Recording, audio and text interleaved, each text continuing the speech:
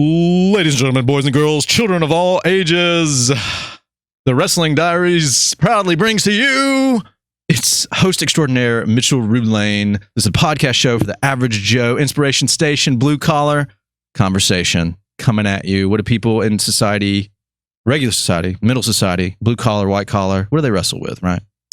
And that's what the show's all about. For our video content, go to YouTube, like, share, comment, and subscribe. Hit the notification bell. Bing. Right there. For the audio content, I just did this backwards. I usually do the first one. The audio content, go to Spotify, Apple Podcasts, Google Podcasts, and a plethora of other platforms that host podcasts. Leave us a review. That's very important. Helps us show up in the algorithms. Yeah, that's the main focal point here is for us to show up in the algorithms. That's what the show's all about, us showing up in the algorithm. So leave us a review. What are you doing? If you listen to this right now, listen, this is not a joke. If you're listening, if you can hear the sound of my voice, stop what you're doing. Go to Spotify or any of those platforms. Follow or subscribe. Leave a review. Make sure it's 5-star. If you don't, I will send the dogs of hell after you. And then go to YouTube and subscribe. Bing! It's that easy. It's that simple. Today's episode is brought to you by Pepsi Cola. I don't know. Can I say that legally? I can say that legally. Forget it. It's not about Pepsi. Today we have a special guest. The incredible... let's see, the cosplaying queen, Alexis Goodwin.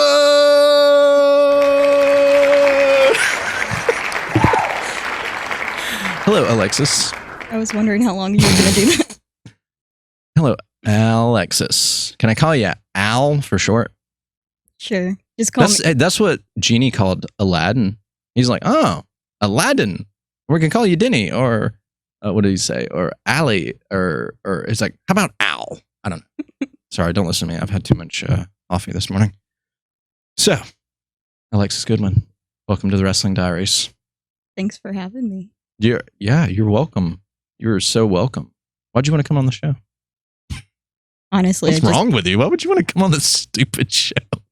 Well, you know, you're crazy. That's it. Years ago, I met this really weird guy named Mitchell. And I was like, oh, he's got this podcast. It'd be pretty cool to join. That guy sounds like a Capital One psychopath. Oh, yeah. Stay away from that guy at all costs. Oh, yeah. He was talking about kidnapping me at Winn-Dixie, throwing me in his trunk. This chick's got great improv here. I love this. So, all right, I'll tell people how I kind of know you. I met you at a bookstore once upon a time, and you actually you became really good friends with another friend of mine, Zach Brooks. Shout out, buddy, if you're listening to this episode.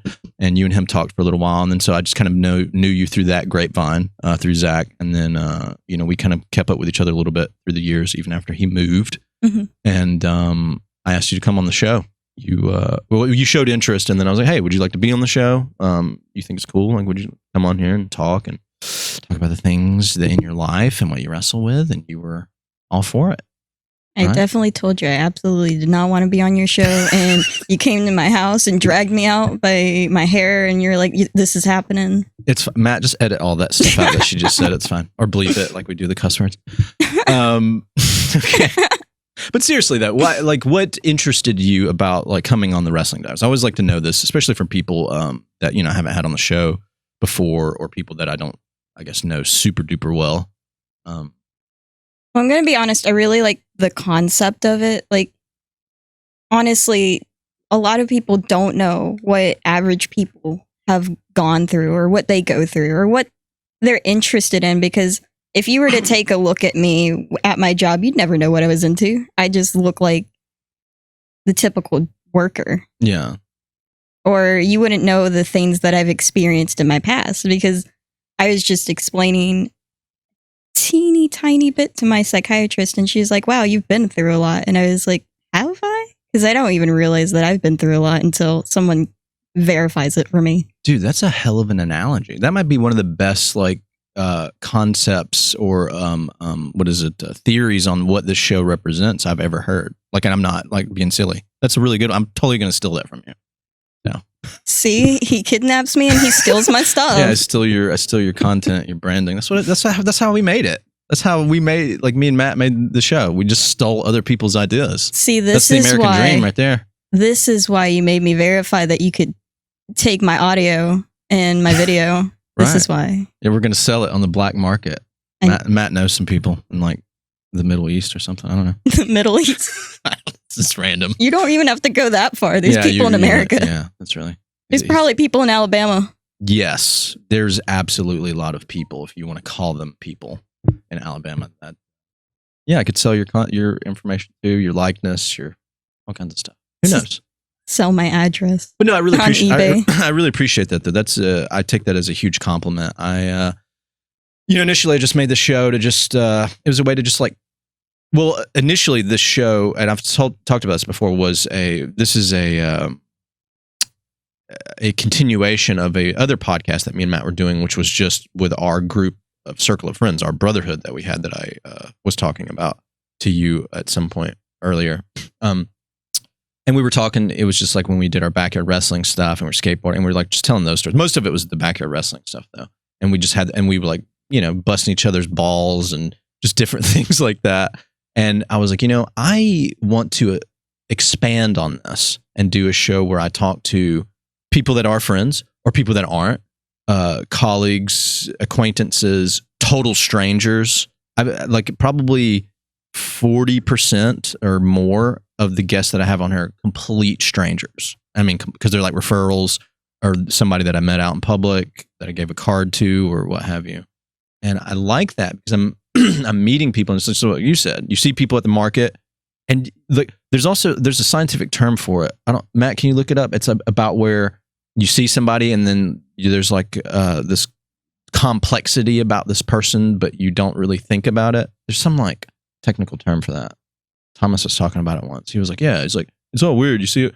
I was like hanging out with a buddy of mine and Matt's at a bar once, and he was like, you ever think about like how you see people just hanging out, like you see this person over here and he's just talking, he's having a beer, and think about like how you just seeing this, your perception of them isn't very vast or complex, but like that person has all the complexities that you have, maybe more, maybe a little less, but either way, it's this network, this web of things, it's life, relationships, tragedy, triumphs, and then there's some technical word for that. I don't know what it is. Matt doesn't look it up. But and so I feel like that's kind of like a small snippet of our philosophy with the Wrestling Diaries show. It's kind of that, right? It's like this person. What is this random person that you see at the market bagging your groceries or giving you your cheeseburger or directing your airplane or whatever it is? Like, what is their story? And that's interesting to me, right? Exactly. So that's why I fashioned this podcast for that, it's the podcast show for the average Joe, because like I can have celebrities and sports athletes and rock gods and stuff on here, which in the future as this thing grows, I probably won't deny those people coming on here just because to expand my repertoire. But my bread and butter is always just going to be regular people from the middle of society, because you already know about celebrities, right? A celebrity comes on, you don't know them intimately as well, but you see them in movies and interviews and stuff. You don't see the guy that's like, pulling a pallet jack around Walmart. You don't know what his story is. So, yeah. Sorry, I'll get off my soapbox. The show is supposed to be about me interviewing the person. So, tell us a little bit about yourself, Alexis Goodwin. Well, I have a lot of hobbies that I switch between. I can't focus on one thing. I'm going to obsess about one thing for about a month, and then I'm going to switch to the next thing because... What's an example of that? Like when you first met me, I was super into crocheting. That was my thing. That was what I was focusing on. Then sometimes it's drawing. Like I can do nothing but draw. Other times it's writing poetry. Like all I can focus on is writing poetry. It's just I switch between all these things. My main thing right now is I'm making cosplay TikToks. I'm obsessed with it right now. Okay. You're big on TikTok. Sweet. How many followers do you have? I have like 1,900 something followers. Great, googly moogly. I've got to like talk to you about like, because I'm going to start getting the show on TikTok. So I need to find out a way to market that so I can get 1,000 followers like you do.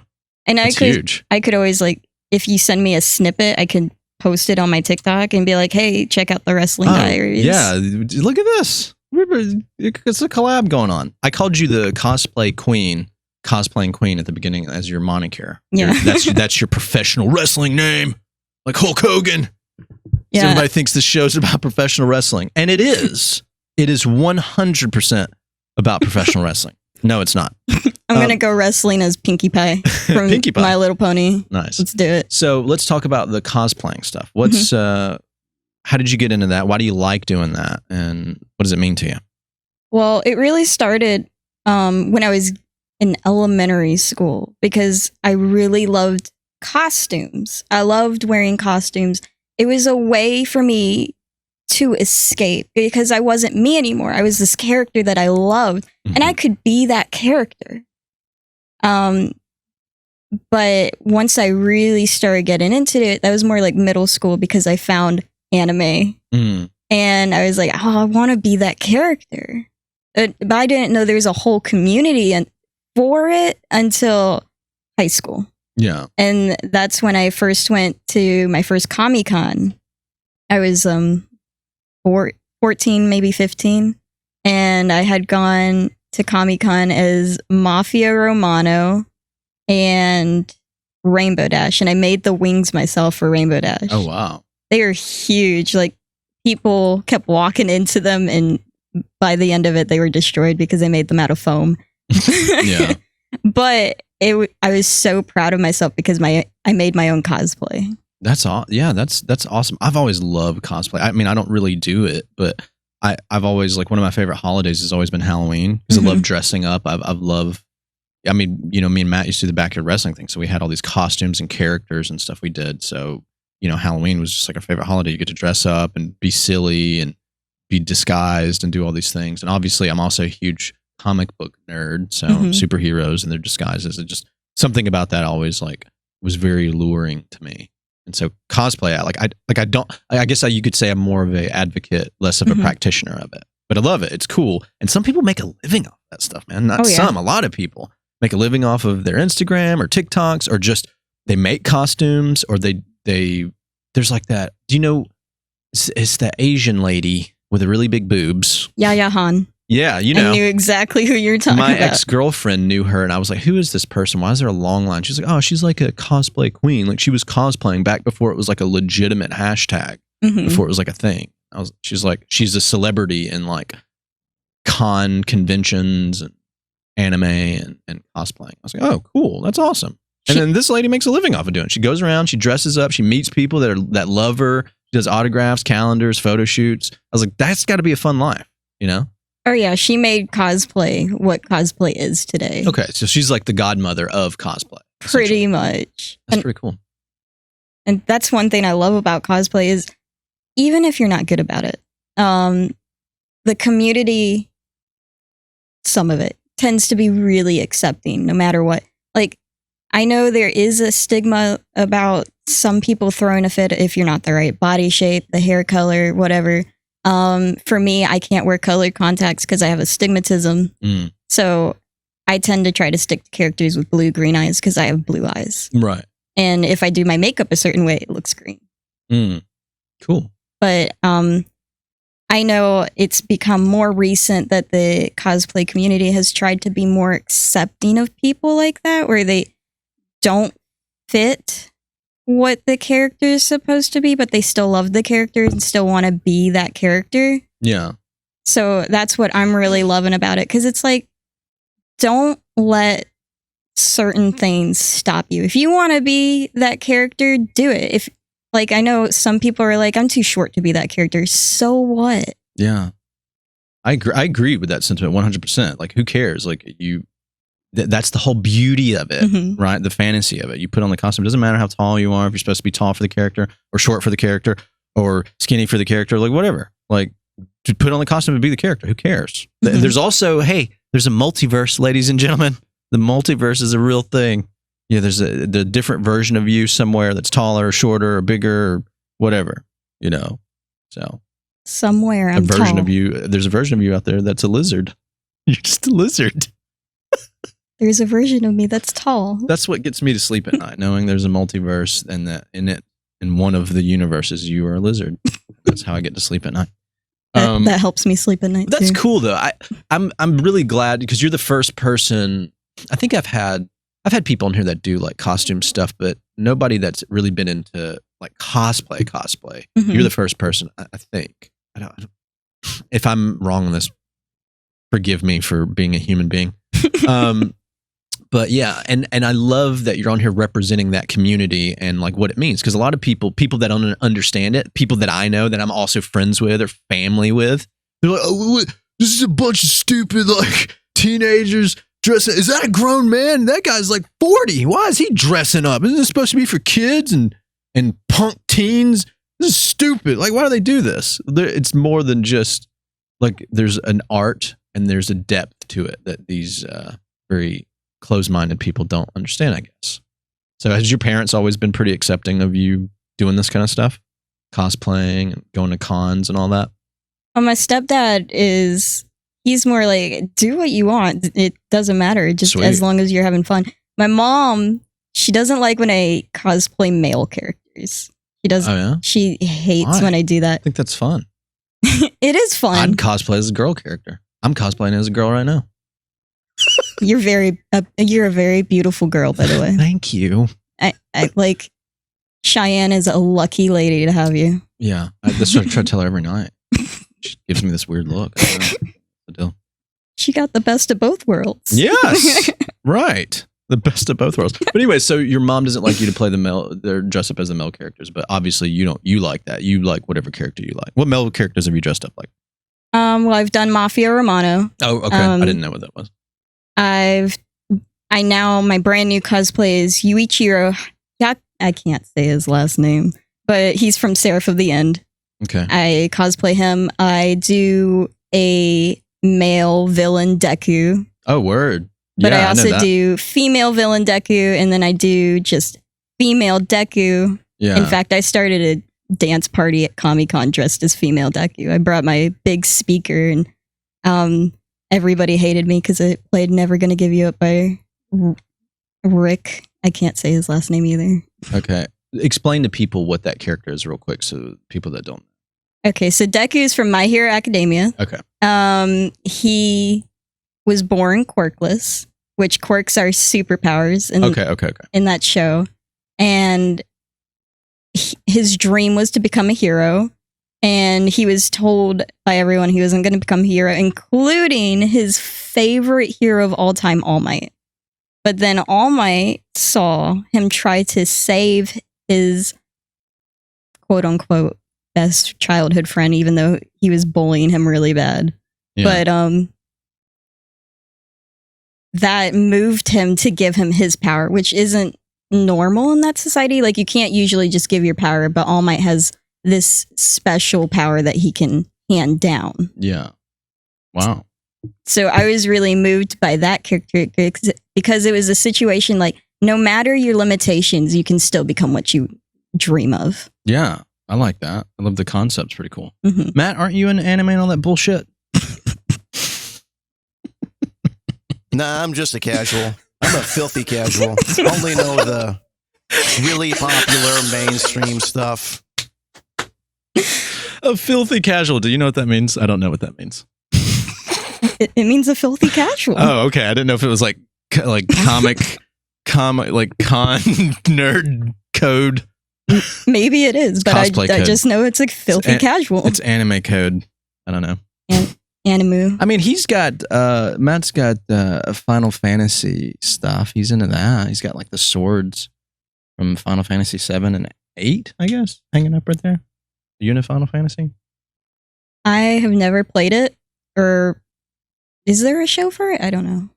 Matt, do you know? No, he's saying. Okay, well, I have never played it, and I've never watched anyone play it. All right, you heard it here first on the Wrestling Diaries with Alexis Goodwin. Never play Final Fantasy; it's the worst. That is not what I said. Let's moving on.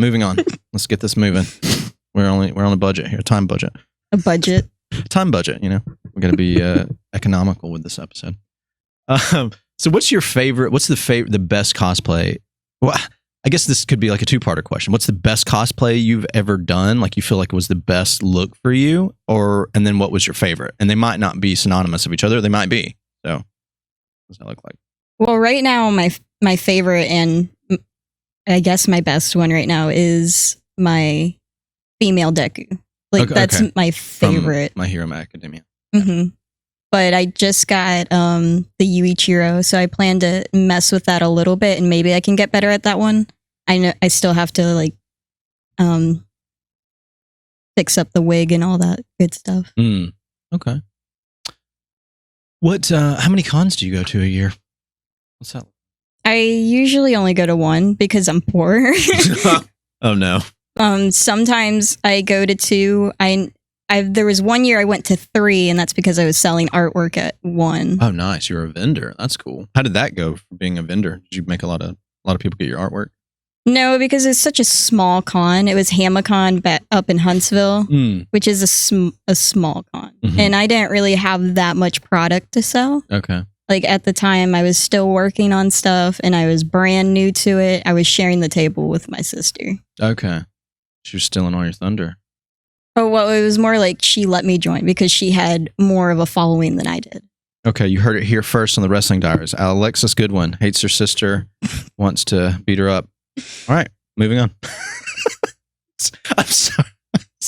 People are going to listen to this and be like, wait, how well does he know this person? He's talking major league right now. Absolutely. Like, Alyssa, if you're watching this, I hate you. Hey, there you go. She'll say it right back. Perfect. I love the sisterly love. I feel it. Oh yeah, sibling love. It's a real thing. We tell each other we hate each other all the time. So does your sister and your mom or stepdad or anybody, do they cosplay? My sister cosplays. Okay. She usually does original characters though. My mom's version of cosplay is putting on a t-shirt. Oh yeah. What's one of her best cosplay t-shirts? She has a Totoro shirt where it's Totoro and the symbol of Batman, and I love that shirt. I told her I want it. Did she get that at a con? Oh yeah, she got that at this passing Comic-Con. Oh, so your mom goes to these cons with you? Oh yeah. Sweet. That's cool. That's really cool. That's very supportive and all that. She loves it. It's so much fun. Now, did she sit down and watch anime with you? No? I've started to force her to. Against her will. Anime is I don't want to say it's an acquired taste per se. It's just, I guess it's not for everybody. What's funny though, it's gotten way more popular in the last handful of years than I remember growing up as a kid and kind of, seeing a little bit of it, but it was nowhere near like what it is now. Like it's bled into mainstream. Oh yeah. And honestly, I feel like there might be anime purists out here that are just going to like thumb their nose at me or whatever, but I feel like it's because of the more popular brands that were very Americanized that helped. That was like the bridge between like just good anime and like the mainstream of like people in society was Dragon Ball Z and like Pokemon, because those things transcended just the general concept of liking anime stuff. Because Pokemon obviously is a cultural pop cultural phenomenon around the world because of the video games, the toys, the cards, and all that stuff. And I feel like that helped. And then of course Dragon Ball Z is like probably one of the most popular animes. I know there's purists out there that say Dragon Ball Z is not real anime. It's not, or whatever. I mean, it's an animated thing that came from Japan, so sure it is. I mean, technically it is an anime, and so is Pokemon. Yeah. So. I just feel like that helped kind of bridge the gap. That's what because that was hugely in the mainstream, that stuff for years. It still is now, essentially. And I feel like that kind of like helped push people more into getting into anime, especially like this newer generation, man. I see so many, like even popular kids, like the jocks and the captain of the cheerleading squad and all that stuff. They're watching Naruto and like all this stuff, and like it's just a big deal. Like it's cool. I like it because anime is like a really awesome art form. Oh yeah, and I'm not that big into it, really, by any stretch, but I love what it means. Studio Ghibli is my jams. Oh yeah, I love Studio Ghibli. Yeah, as in Totoro. I grew up on Totoro, and also my favorite Studio Ghibli movie is The Cat Returns. Okay, haven't seen that one. So cute. Nice. I'll have to check that out. Yeah, I've obviously I'm going to be lame and say my favorite is Spirited Away. I the first time I saw that anime movie, it was my first date with this girl named Allison, and we actually like my friend had downloaded the movie. He got it. And she was just going to come over and we're going to have like dinner at my place and watch that movie. That was like our date. That might have been our second date. Yeah. And I remember I was talking to her on the phone or whatever. And I was like, oh yeah, I'm so excited. And I love anime. I've never seen this before. And I'm so excited to watch this movie with you. And then she's like, she stops me like dead in my tracks. She goes, honey, that's not a movie. She said it just like this, verbatim. She goes, honey, that's not a movie. That's a work of art. Oh. She said it just like that. Super sassy and I was like, sorry. Okay. I can't wait for you to come over for us to watch this work of art. And she was right. It was really, really good. Like, it reminded me of this like more artsy, deep thinking Wizard of Oz. Yeah, the Wizard of Oz. Because of, like the girl travels out and then you sit and you surmise whether it was a dream or it wasn't. There's all these fantastical creatures and she made friends and, she's trying to like fight against this evil witch that's like suppressing these people. And like, it's a really good, it won a bunch of awards. Not that has to make a movie good, but it was really good. She was like, I was blown away. It was better than what I anticipated it to be. Oh yeah. So, yeah.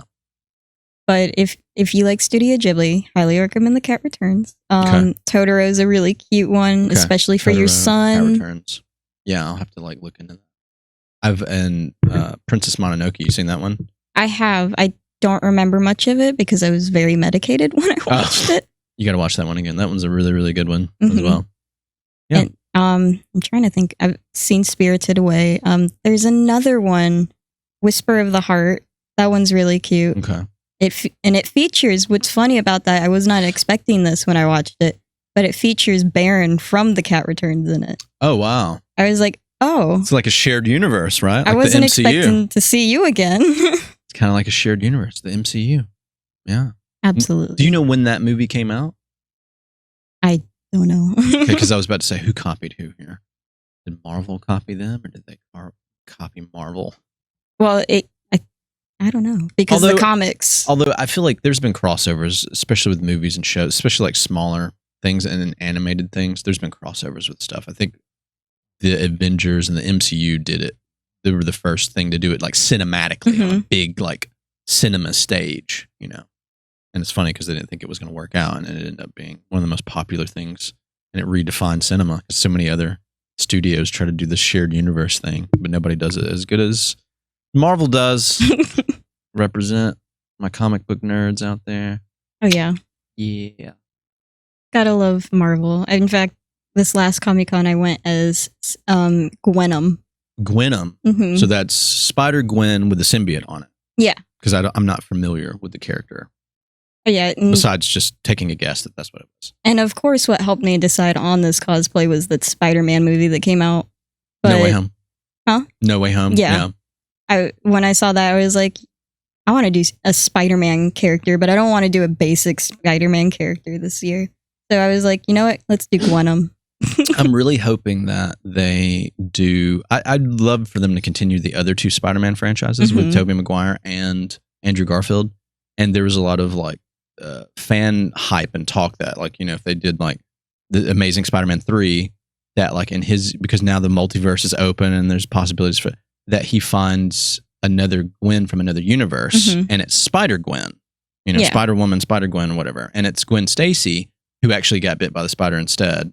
And then her love interest was Peter Parker. And then she lost Peter, in her universe. And then she meets Andrew Garfield, Spider-Man, who lost, he's the one that has the spider powers. And then he lost, and then they meet each other and then they fight together and then fall in love or something. I was like, man, that actually would be super sick. Like, I don't know if they're going to pull it off. I also don't know if Emma Stone would end up coming back to do that. But that would be super sick. And I would be all for that because I love Spider-Gwen. About time there's a happy ending. Spider-Gwen was probably, I feel like she was my favorite character in Into the Spider-Verse. That's an unpopular thing because people have the Miles Morales and then have the traditional Peter Parker Spider-Man. But I think Spider-Gwen was probably my favorite in that movie specifically. Yeah. Yeah. I just liked her characterization, I just loved how sassy she was. Yeah. And then she's just badass, like spider, and she's got the powers and it's just cool. And her outfit looks really cool too. The white and the hood. Like, yeah, pretty cool. I like it. Oh, yeah. that movie was so good. And honestly, I grew up with Spider-Man. I used to pretend that I was Spider-Man back when I was younger, jumping off stuff. And haven't we all? I do that now in the shower. But I can't stick. It's too slick. Try to stick to the walls and just fall in the bathtub and bump my head. That's where all the concussions came from. That's right. And that is what is wrong with me today, ladies and gentlemen. Thank you for tuning in to this episode of the Concussion Diaries. Well, then I fit in here because I've had so many concussions You've in been my concussed? life. Oh, yeah? Several times. Why? Because you did MMA or what? Absolutely. No. I can see that. The first time I got a concussion, I was in 6th grade. Okay. And in gym, they told us we could run, walk, or jog. Mm-hmm. So I had a lot of energy. I really wanted to run. So I'm running around this gym floor, and they had left water on the floor. So I slipped. Don't they know that's against the law? Apparently not, because I slipped.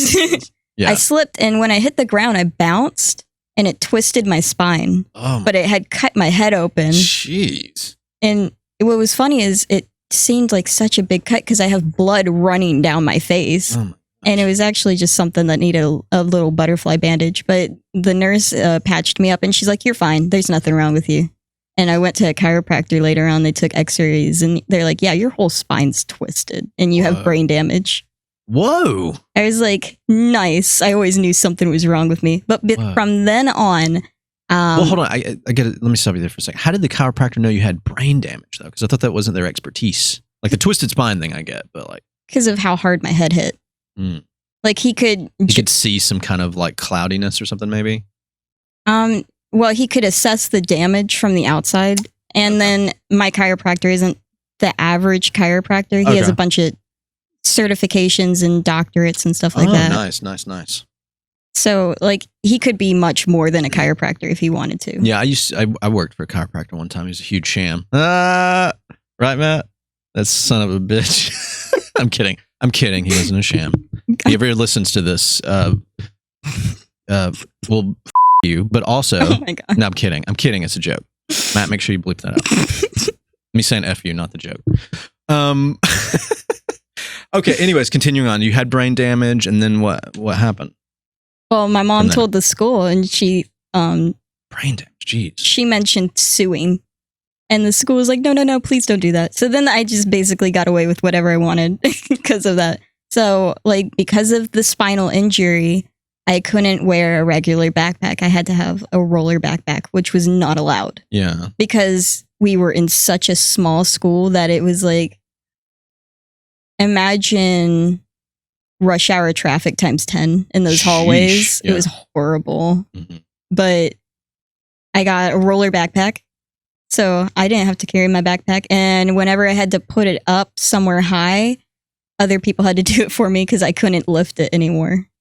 I was so much fun to be around. Jeez Louise. Mom, listen, when you listen to this episode with your girl, you should have sued. Yeah, she could have came in today's episode in your private jet. Should have sued. Because here's the thing.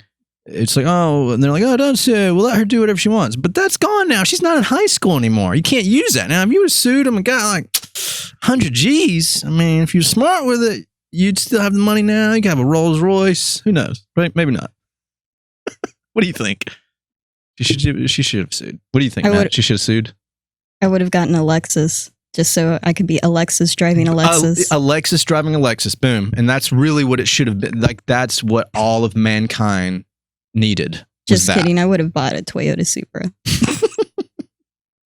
Hey, those aren't bad. Yeah, I just like a Toyota Supra. Yeah. Granted, I used to want a Skyline, but they don't sell those in America, if I believe. Yeah, I got a Toyota Prius. I'm a huge fat liberal, according to the security guard at the bank.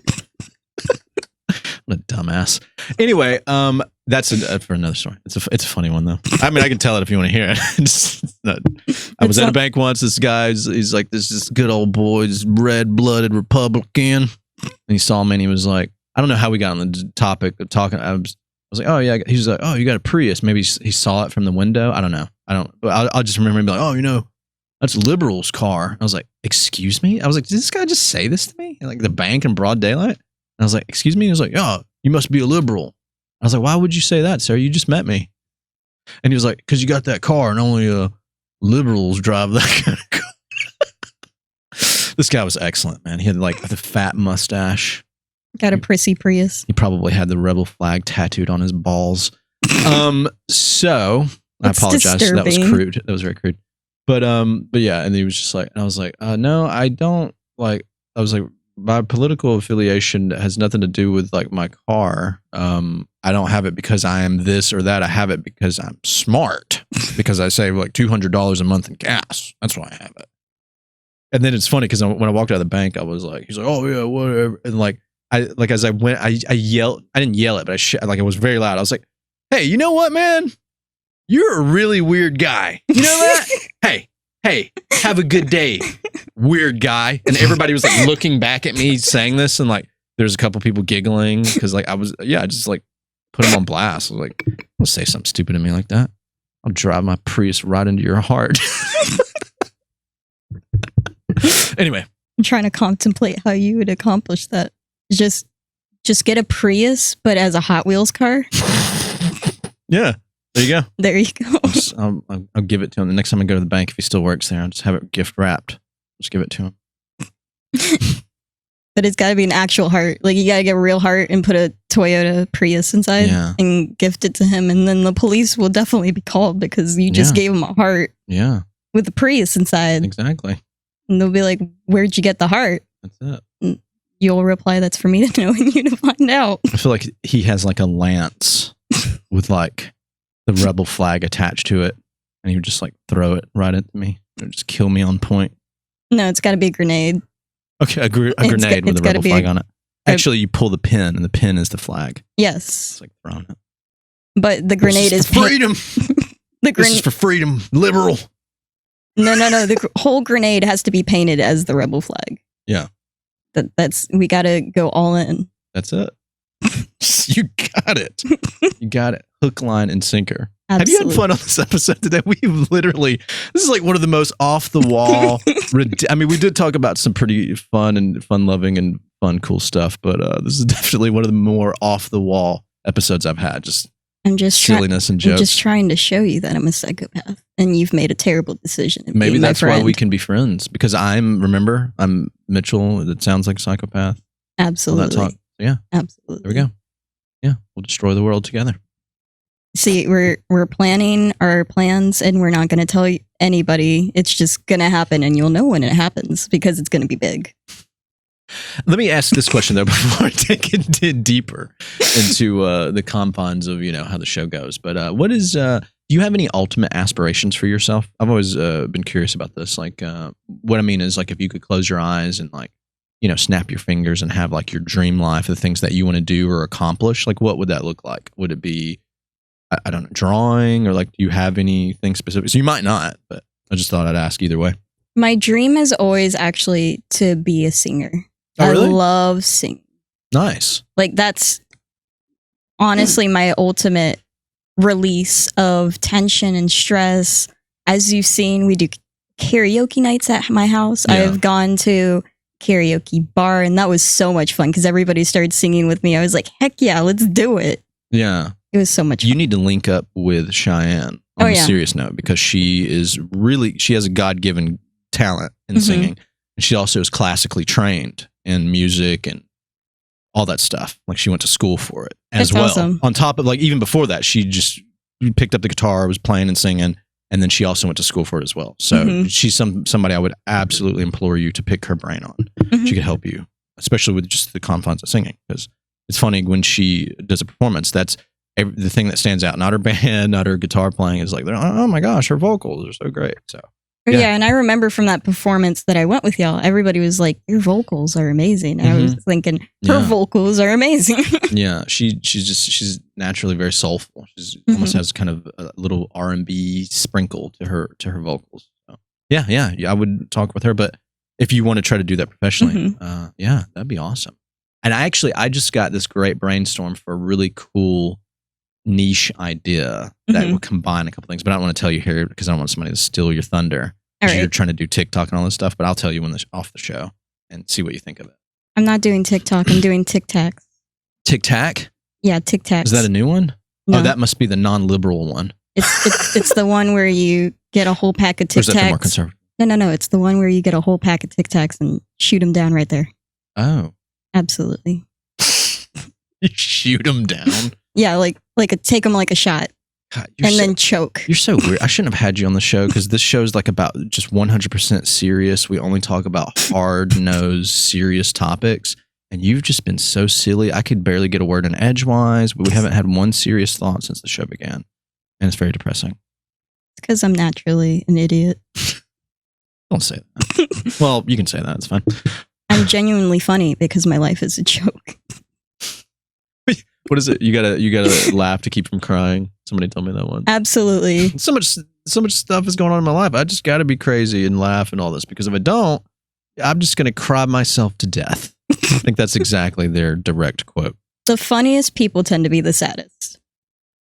I mean, look at Robin Williams. I love Robin Williams, and it breaks my heart. It really does. Like I literally teared up when I read the article that popped up on my phone. It's like Robin Williams found dead from whatever, and I was like, "What? No!" I was like, "This has got to be one of these jokes." Mm-hmm. And like, I read the thing, and I think it was from like New York Post, so it was like legit. It wasn't April Fool's, and it literally broke my heart because he's like in my top, probably at that time, like top 3 actors of all time.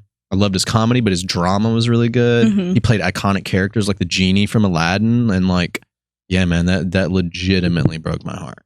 The only other thing that comes close to that was Chris Cornell from Soundgarden dying. That one hit me really hard because me and all my friends, we all grew up on that music, so it was pretty painful. It was like losing a friend.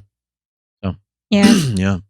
It broke my heart when Chester died from Linkin Park. Yeah, that was really sad too. I was never like super big into Linkin Park, but that wasn't that long after Chris either. So that was like a double whammy to like the music industry and pop culture as a whole because both of those guys were pioneers in music and whatnot. Oh yeah, and I grew up with Linkin Park personally. Right. Like my mom would play it and we would scream the songs while driving down the road back when I lived in Florida. Yeah. It's just it's kind of like this is going back full circle from what you said at the beginning of the episode about how you see somebody, you see somebody they're flipping your burgers and you don't know like what their life is, right? And so to talk to them or have an outlet is, and so it's the same with like these celebrities, right? You never would have assumed that like Robin Williams was depressed, wanted to take his life and stuff like that, or Chris Cornell, or for that matter, and Chester. All of those guys like just decided to check out, but you just never know what's going on, and you would never, because it's like the regular person's like, oh, why they wouldn't want to do that? They're rich and famous, people love them, they have millions of dollars, they can literally do whatever they want, but that's not enough, right? There's just something else is going on.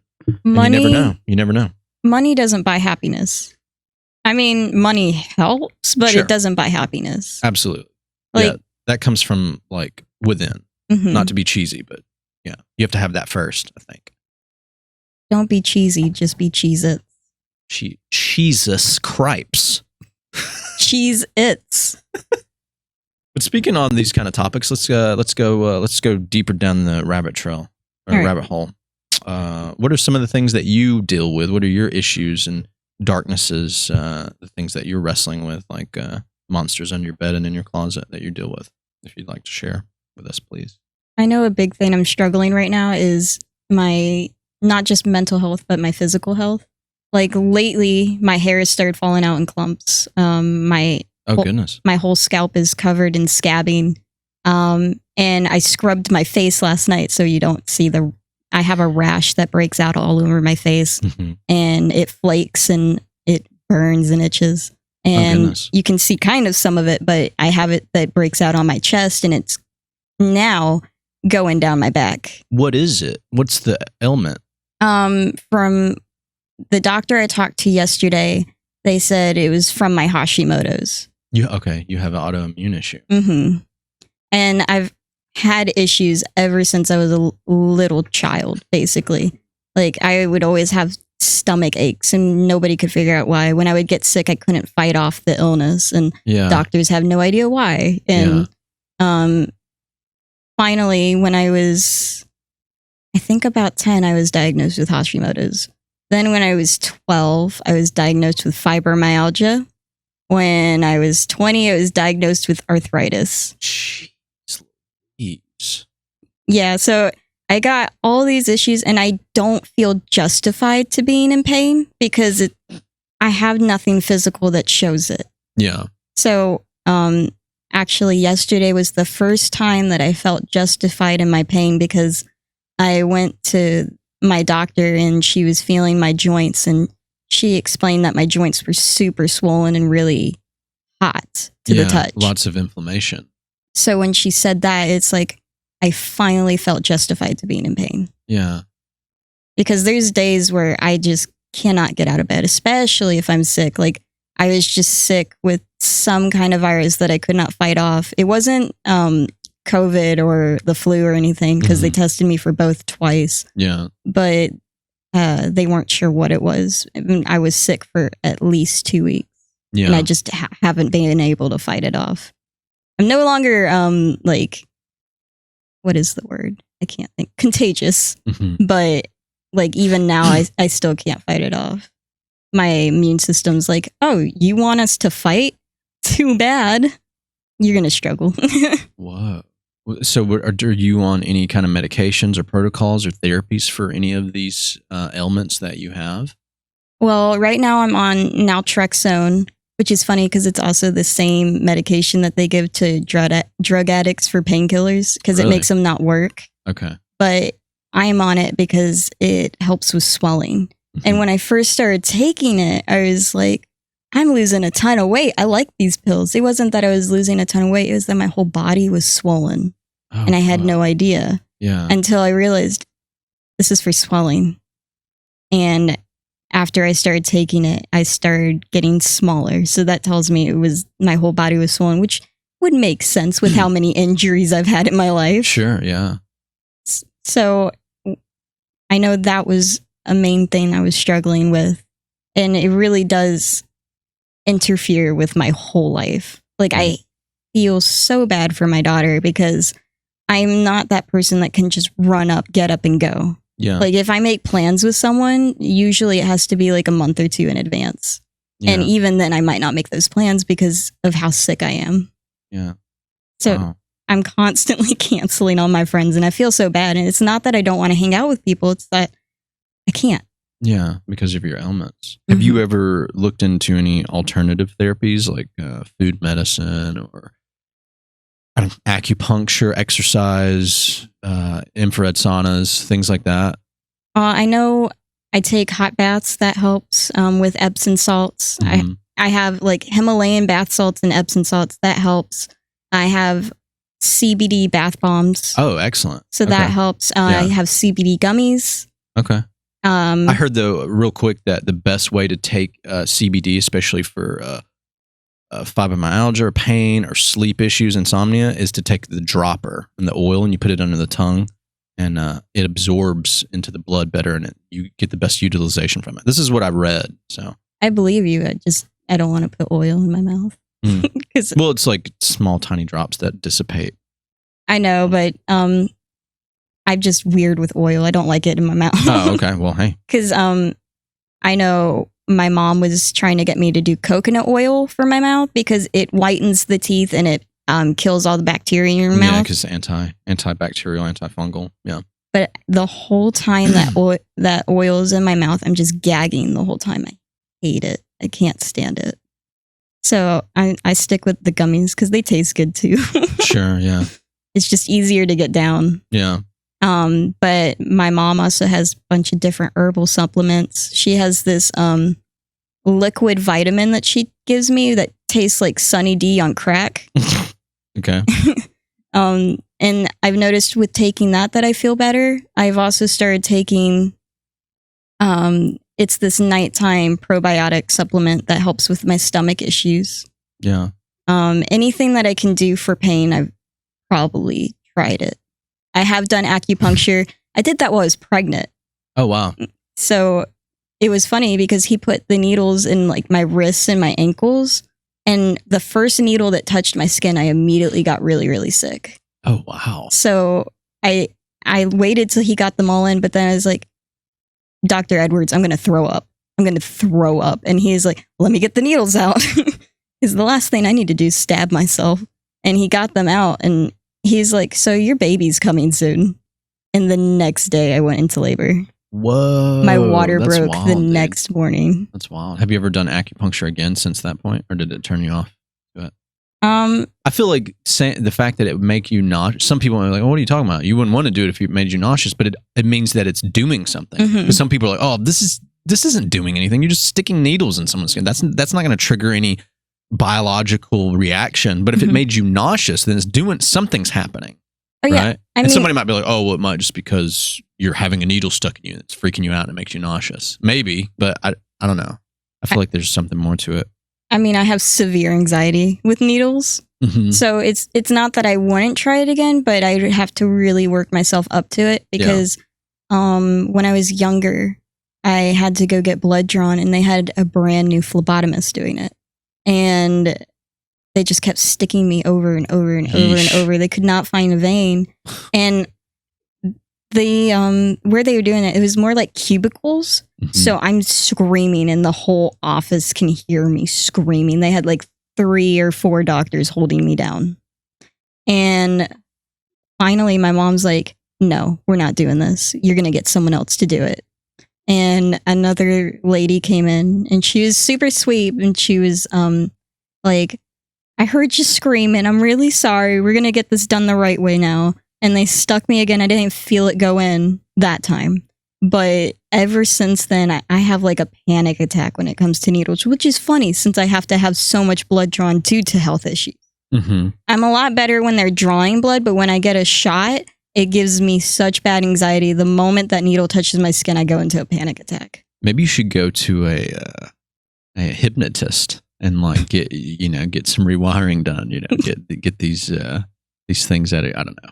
I've never done an actual hypnotist, but from what I've heard, that there is a real science behind it, especially with people that have like psychological issues, phobias, and whatnot. It's just like this trapped current in the brain or something. I don't know. Like I've read some research on it, but I haven't dived into it. But who knows? Maybe. I mean, you're trying everything anyways because you have all these issues. Your body's attacking itself, all these autoimmune issues. So, I mean, you might as well try. If it doesn't like kill you or hurt you, you might as well try everything you can. Have you ever tried to do any form of exercise? Because that's really good for boosting the immune system, getting the heart going, the lungs pumping, blood going. I have tried. It's hard to exercise when it's so painful to exercise, which I know if I keep going at it, it won't be as painful. Yeah. But it's like that initial pain. It's like I can't work and exercise at the same time because when I exercise, it takes me out. Yeah. Which I know it's repetition. Got to keep doing it. Got to keep going. Consistency. It's just getting into that consistency with a full-time job with a 3-year-old. Yeah. It's crazy, especially since my mom has the same health issues. She has more health issues than I do. Oh, goodness. Like she has Hashimoto's as well. She has Sjogren's. She has arthritis, fibromyalgia, and a multitude of other things that I can't even remember them all. Like her medicine, when I pull out my medicine, I pull out like 4 different pill bottles. Jeez. When she pulls out her medicine, she uses a laptop bag because she likes the shape of it, but it is filled to the max with different pain medications, different health medications. It's insane. Yeah, maybe you guys should look up some functional medicine doctors. Just Google that. Functional medicine doctors. They're basically doctors that specialize in alternative medicine and conventional medicine. It's like essentially, and I'm no expert on this, but just from study and from like my previous job working at a doctor's office, just it's like the marriage between conventional medicine and alternative medicine, and they try to figure out, like why is a body betraying itself? There's the hormone profiles off, so that you go and get blood work done. You get your blood work done. You see what you're deficient in. It might be a certain mineral or vitamin, and then sometimes people find when they apply that back into their lives in a concentrated dose, it like cures it, not maybe like a cure-all, but like it cures more than just like one thing. It's like, because you're vitamin B deficient. So you're having this issue and you take more vitamin B or just vitamin B period. And then now that's fixed. And then you find another issue ends up getting fixed because it all kind of like connects to itself.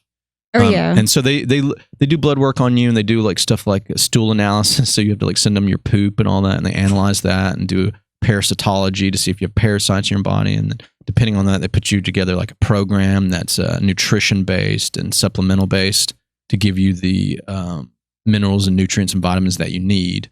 And then I think they also kind of collaborate with your regular medical doctors on your medications and stuff. And so it's like a attacking thing from two different angles, you know? So yeah, just you can look that up, functional medicine, and see. And then also I would recommend for you and your mom looking into getting an infrared sauna because you have like issues with pain, especially for fibromyalgia. A lot of people, the doctor's office I used to work at, we had one, and people would come in there for fibromyalgia and a lot of pain issues.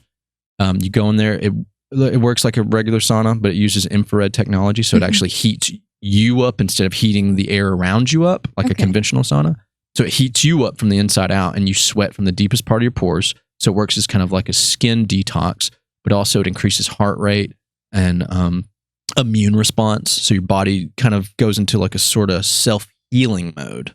I don't know like a lot of like, that's like the general basis of information I know off of it. But I've used it before, and it definitely, if nothing else, it relaxes you. It makes you feel better. And if you are aching, it helps that.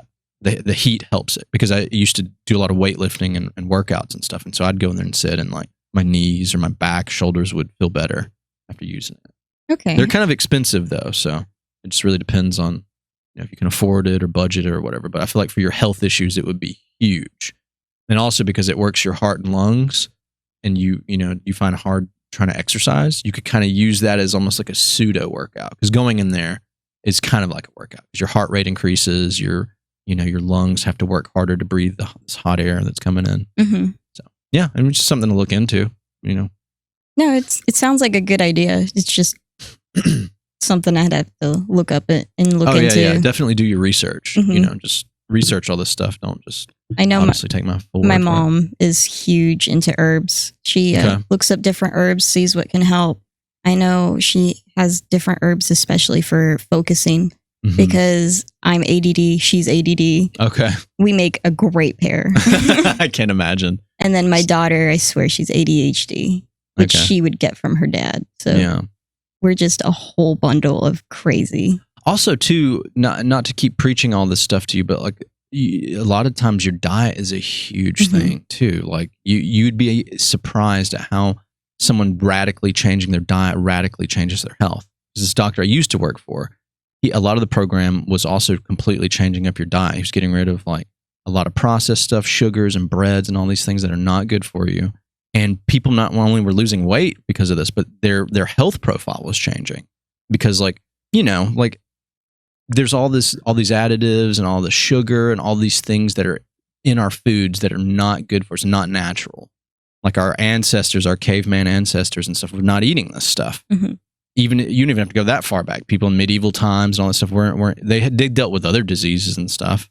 But like as far as like food, like food wasn't like an issue for them because their food was pure, And so like you'd be surprised at how, like I almost feel like probably most of the health issues, probably like 50% or maybe even more than that, is all food related, is the things that we put in our bodies. Oh, yeah. That's the thing. Fresh vegetables, clean meats, drinking lots of water. That's important. And I'm as well. Definitely guilty of not eating the healthiest. Yeah. I like food. I eat it. Yeah, I was watching some guy who's like this like advocate for like whole food eating. Like he only eats whole foods, nothing processed, whole meats, whole vegetables, like, no packaged, no repurposed things. And he was just talking about like people use food as entertainment. He's like, that's why you like it. That's why you want, the breads and the cookies and the cakes and the drinks. It's not so much that like it gives you that quick high for like the moment, but it's just for your entertainment, really is what it is. It's not doing what it's supposed to do. Food's not here to entertain us. It's supposed to make us survive. And he was like, and you're like, oh, but it doesn't taste good. He was like, yeah, but you don't really know what you think tastes good might be a misconception of what really is. Because if you never would have tasted any of this stuff, then you wouldn't know like any. Somebody's out there's like, yeah, but if you never got a chance to eat like ice cream sundae, you wouldn't know what you were missing. And I agree, but also I get what he's saying too. Like if you never ate any of this stuff, it wouldn't matter to you. You only ate like, I don't know, beef liver and like fresh vegetables or, just chicken breast or something, like you wouldn't miss that stuff. Because I've done cleanses before where I ate like I was like a vegan for like so long, and then after that I could introduce like meats, and they had to be like clean, organic, like free range stuff. And then when I finally got back to like a regular diet, eating like a cheeseburger or some fries or something, I felt like, ugh, this is weird. Like my body was kind of like, hey, we don't want this anymore. It's interesting.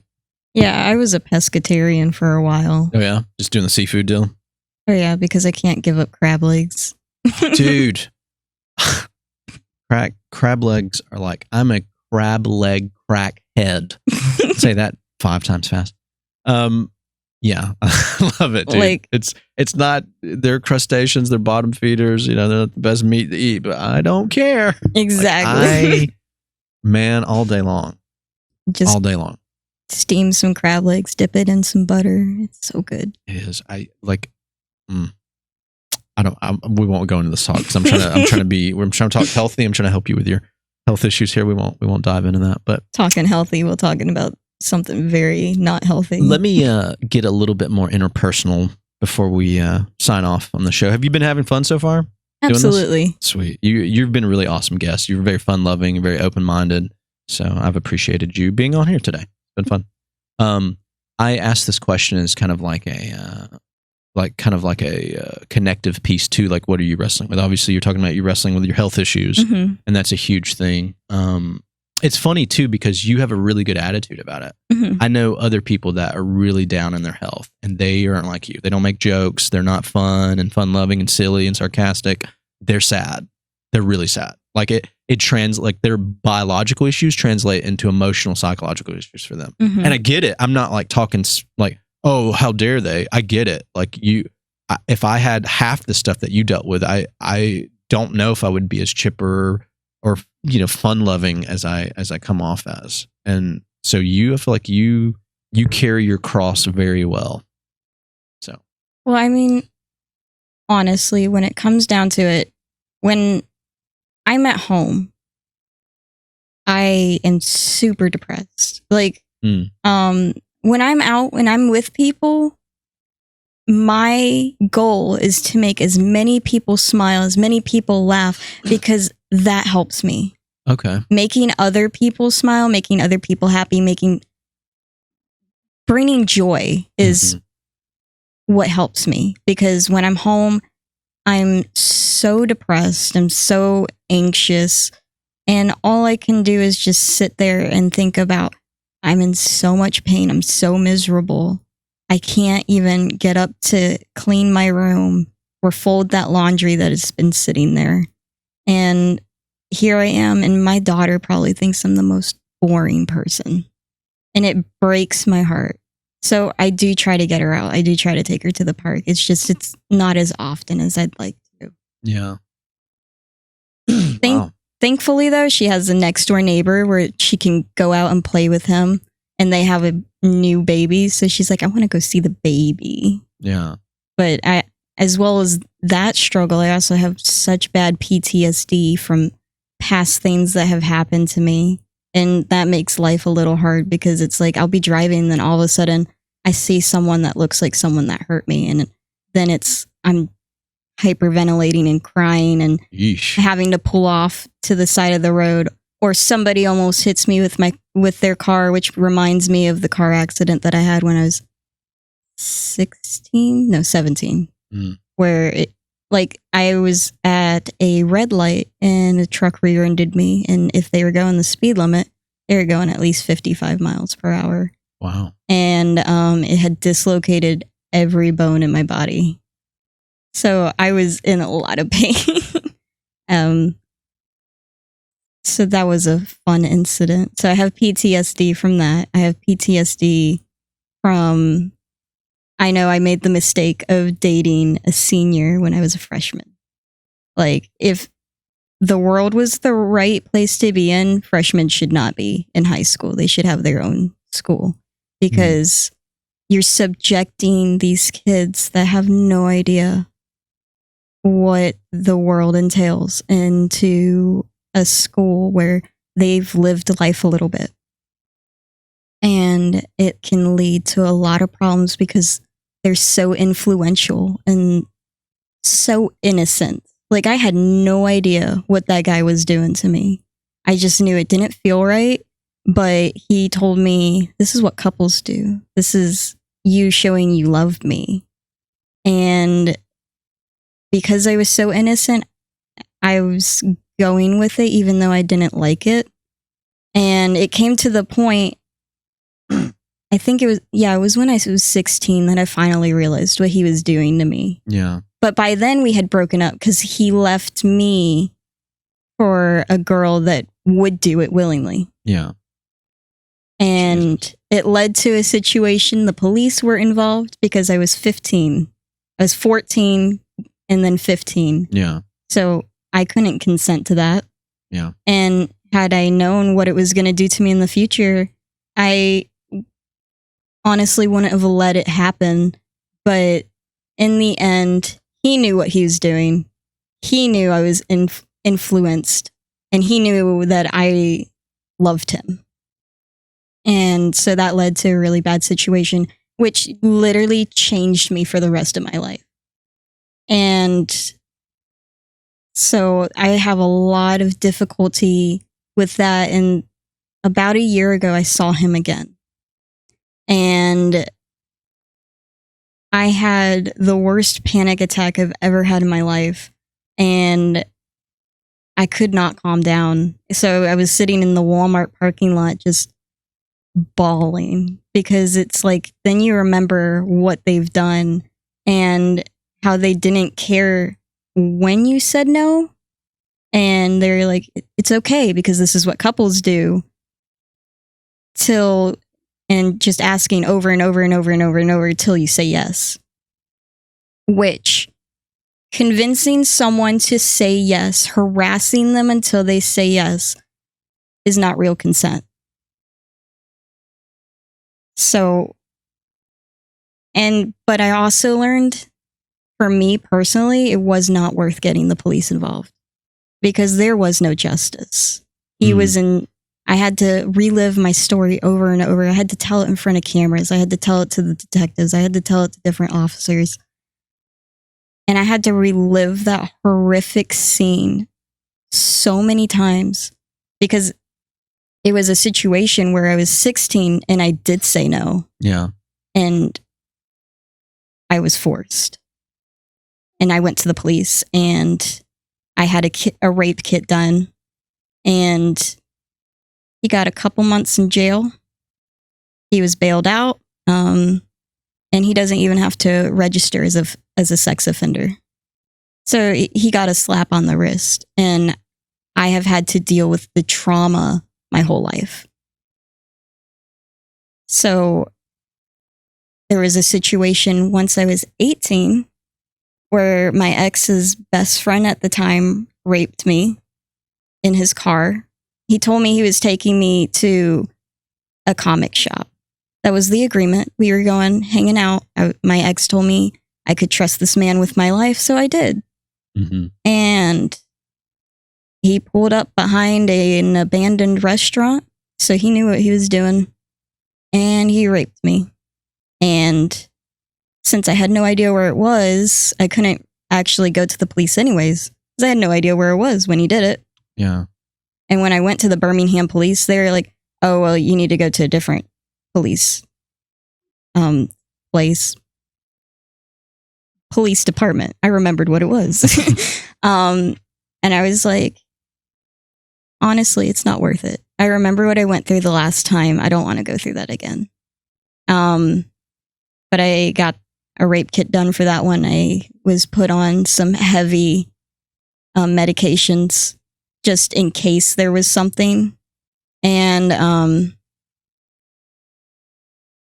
I cut ties with that guy, obviously. My ex cut ties with that guy.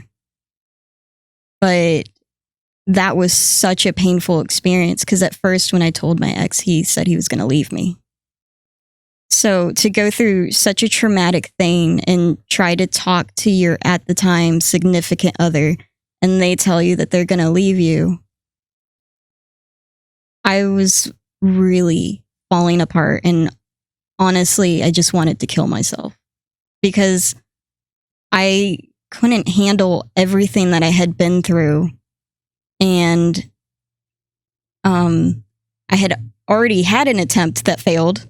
Back when I was 16, I had tried, and my best friend called the police. Police came out. My mom heard me screaming because I had taken like, my goodness, I would, whenever I'd get old prescriptions, I'd pour them into the new prescription bottle. But I had like 3 very full bottles of Valium, and I took all 3 of them. And my mom found me, and she dragged me downstairs, and right then the police officer knocked on the door, and I was rushed to the hospital, and they literally told my mom, they were like, you need to say goodbye because there's no coming back from that much Valium. Jeez Louise. But God still wants me here. I'm still here. I'm still existing. And even though I went through that, I can honestly say if you're contemplating suicide, it's not worth it. It's sincerely not, because things do get better. I had a beautiful daughter. She gave me a reason to live. Mm-hmm. And even though I'm not with her dad anymore, her dad and I do get along. So, like, him and I, when we separated, we agreed before we got divorced that we were going to stay best friends for her. Despite all that he put me through, and I'm sure I put him through stuff, because even though I tried to be the perfect housewife, I wasn't the perfect housewife due to my health issues. So I tend to call myself a burden. I don't try to be a burden, but I have such bad health issues that if you're with me, you got to be prepared that in the future, like in my 30s, I'm not going to be able to work anymore. Because that's what happened with my mom when she got into her 30s. She wasn't able to work anymore. And with how my health is deteriorating in my 20s, I can see that happening to me. I think that, well, first of all, thank you for sharing all of that very deep, dark, intimate detail. I'm like lost for words here. I hate that stuff happened to you, but I'm also glad that you're still here. Mm-hmm. And I feel like, not being an expert, I feel like that stuff, as horrible as it was, and how it should never happen to anybody, I feel like you are so much stronger. Not in spite of it, but because of it. Not that it needed to happen to you, but like the way that you bounce back is amazing. It's inspiring. It's just like I was saying, like you have all these health issues, but yet you've got a great sense of humor about it, and then you tack on all these like emotional, horrific things that happen, and you still got a great head on your shoulders. You're like a really fun person, and I feel like your daughter has a really good, strong woman to look up to. I feel like so. And I really hope that she thinks I'm a cool mom. I try to be. Like, I take her out and I show her things, and I do things with her that I wasn't allowed to do. But at the same time, it's not like I'm crossing any bad boundaries. It's like I wasn't allowed to do certain stuff. I wasn't allowed to drink soda. I wasn't allowed to drink soda till I was like I think I was like 6. But I let her drink soda. I let her drink Sprite because there's no caffeine in that. Yeah, there you go. So she's not like bouncing off the walls. Because she's had Pepsi, and my goodness, she becomes psychotic. She's crazy. I love her, but she's crazy. Do you, and I'm going to close this off, but do you have any final words for anybody that has listened to this podcast that you feel like they might need to hear in regards to anything that you've spoken about? Like, what would you tell somebody who potentially might be, wrestling with the same things that you did? Well, what would you say to them in a few words? Well, a little piece of advice is, honestly, suicide's not the answer, because even though things seem really bad in this moment and everything's falling apart, you got to push through because it's going to get better. And if you have gone through something traumatic, like a rape, or you're being abused or something like that, get out of that situation any way possible. It may put you in a situation, maybe you're homeless, but there's gonna be people that will help you. You just gotta look for the right ones. And honestly, one thing I would say, if somebody threatens to leave you after you get raped, you need to leave them. That's a huge red flag that I ignored, and I regret that. Yeah. All right, then. Thank you for being on today's episode. That was this was nuts. This episode was crazy, man. We went everywhere. Absolutely. That's where my mind is constantly. We went everywhere. You're great. You're a great and wonderful young woman, and I think you've got a bright future ahead of you if you just keep on the path. Hopefully you can get your health issues right, but you got a great spirit, especially for just all the darkness that you've had to endure. But you're strong. You're really strong. So thank you for being on the show and sharing with us today. Thank you. Ladies and gentlemen, I hope you enjoyed this episode. This is really heavy. It's interesting. We started this out. This is what I love about the show, man. We were just goofing off, talking real silliness, laughing, being sarcastic, smartasses. And then, we started talking about some deep, dark, intimate details. And hopefully if you listen to it, you got something really, really useful from it. As always, check us out on Spotify, Apple Podcasts, Google Podcasts. Leave us a review. Go to YouTube for the video content. Like, share, comment, and subscribe. Hit the notification bell for more content. This episode was really, really great, and really, this is probably one of my favorite episodes because it showed just how deep you can go. Like with somebody, like the next time you just see some random person out in public, just think about you have no idea like what their life is, what they're going through, what's happening. If maybe your waiter, waitress, I think they did away with that term, your server, is a little, I don't know, they're not as chipper as you'd like them to be. Maybe think about, you don't know what kind of shoes they're wearing, what they're walking in right now. You never know. You never know what's going on. Somebody could seem super sweet and happy, and they might be fighting a lot of demons. And so people, I think, instead of getting your anger or whatever, they need your sympathy and your empathy. Because you never know what somebody's going through. And that's what's beautiful about this show. And Allie's a perfect example of that, or Alexis. Sorry, I called you Allie. But, well, yeah, we'll go with Allie. I'll call you Al. But yeah, she's a perfect example. She's very lighthearted and sweet and funny and sarcastic. But she's dealt with a lot of pain and a lot of hurt. But she's found a good place, I feel like, to be in. So can you find that place? And if you can, you should go there. Anyways, what do you wrestle with and how can you beat it? One love.